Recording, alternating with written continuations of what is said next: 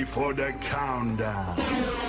10, 9, 8, 7, 6, 5, 4, 3, 2, 1, 0.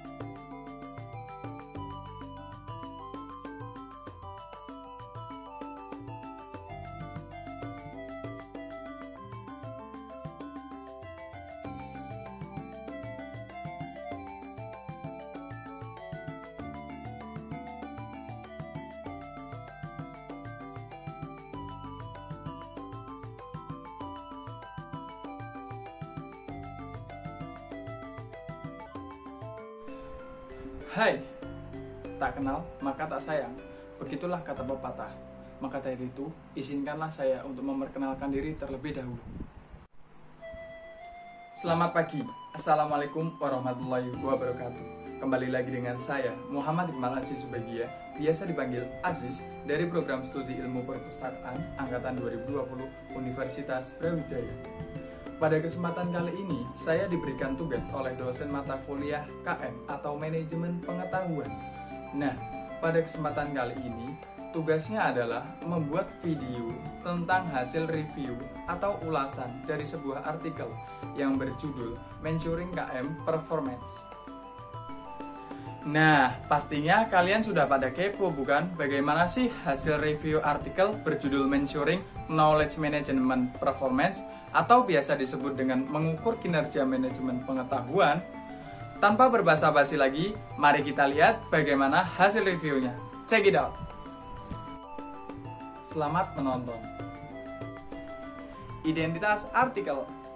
Artikel ini memiliki judul Mensuring Knowledge Management Performance atau biasa disebut dalam bahasa Indonesia mengukur kinerja manajemen pengetahuan. Jurnalnya berasal dari European Journal of Scientific Research. Volume dan halaman yaitu Vol 35 nomor 2 Januari 2009, halaman 242 sampai 253, diterbitkan pada tahun 2009. Penulisnya sendiri adalah Rifat Osanak yang kemudian dipublikasikan oleh Eurojournal. Abstrak. Pada bagian abstrak sudah cukup baik. Abstrak yang ditulis pun sudah cukup menyeluruh dan mudah dipahami oleh pembaca, serta rapi dan dilengkapi dengan kata kuncinya. Kata kunci berfungsi untuk memudahkan pembaca mencari kata utama dalam abstrak. Pendahuluan. Pada bagian pendahuluan, penulis menuliskan beberapa pendapat para ahli mengenai istilah manajemen pengetahuan atau KM yang sudah diterapkan pada spektrum aktivitas yang sangat luas yang dirancang untuk mengelola, menukar, dan membuat atau meningkatkan aset intelektual dalam suatu organisasi. Tidak ada kesepakatan luas tentang apa sebenarnya KM itu. Aplikasi yang disebut dengan aplikasi KM yang berkisar dari perkembangan sistem helpdesk yang sangat terkodifikasi hingga penyediaan konferensi video untuk memfasilitasi pertukaran ide di antara orang-orang. Seperti juga pengetahuan terdiri dari yang lembut, manusia dan budaya, dan aspek keras seperti teknologi.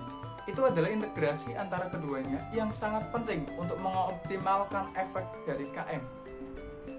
Tujuan artikel yaitu penulis menuliskan beberapa permasalahan dan menjawab permasalahan tersebut dan menjadikannya menjadi suatu tujuan artikel.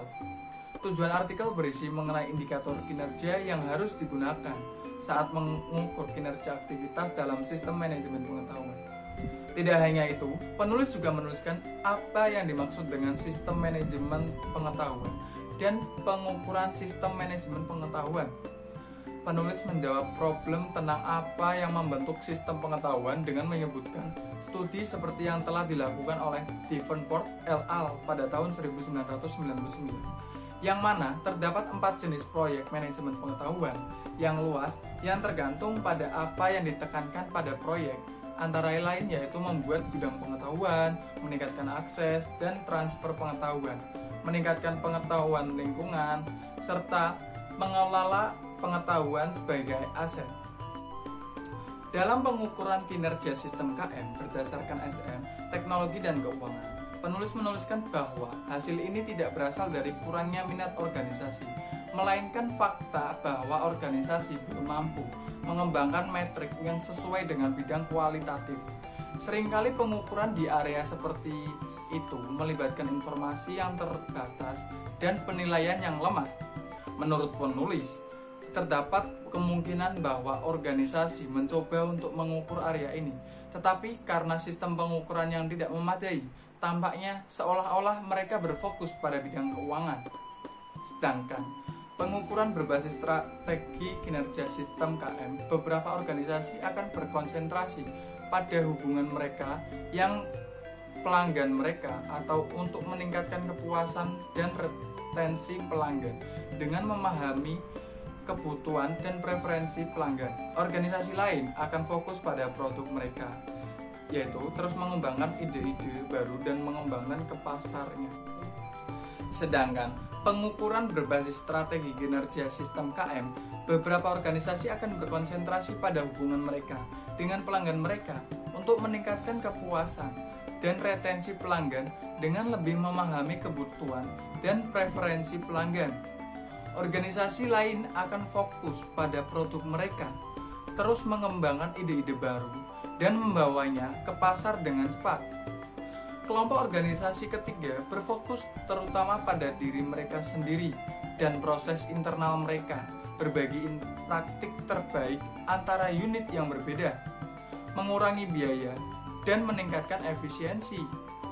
Pengalaman perusahaan dalam pengukuran kinerja KM, penulis beranggapan bahwa umumnya menentukan indikator mana yang paling berguna saat mengukur kinerja proyek sebagian besar ialah mengenai penilaian.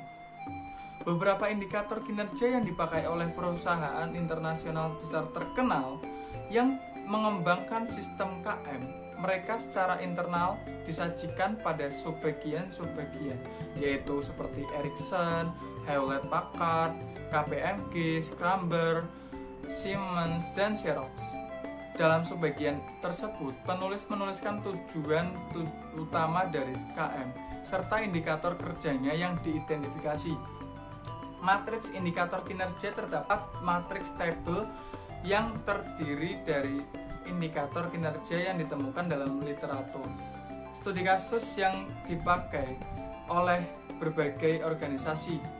Itu semua dianggap memberikan berbagai indikasi kinerja dalam proyek manajemen pengetahuan, termasuk aspek teknologi dan manusia. Setiap perusahaan yang menerapkan sistem KM harus menggunakan matriks ini dan menilai diri sendiri indikator tersebut. Dalam tabel tersedia berbagai macam indikator kerja. Mengukur kinerja.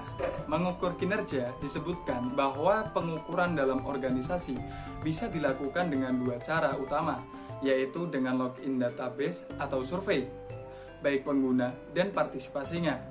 Dilacak dalam database atau pengguna diminta untuk berpartisipasi dalam survei untuk menunjukkan hasil dari area yang lebih kualitatif. Ketika mencoba mengukur aspek yang lebih sulit dipahami, caranya tidak lain yaitu dengan bertanya kepada orang-orang dalam survei. Penulis menyebutkan bahwa balance scorecard adalah satu-satunya metode mapan yang diidentifikasi untuk menangani hasil yang berasal dari indikator kuantitatif, yang berasal dari log di database.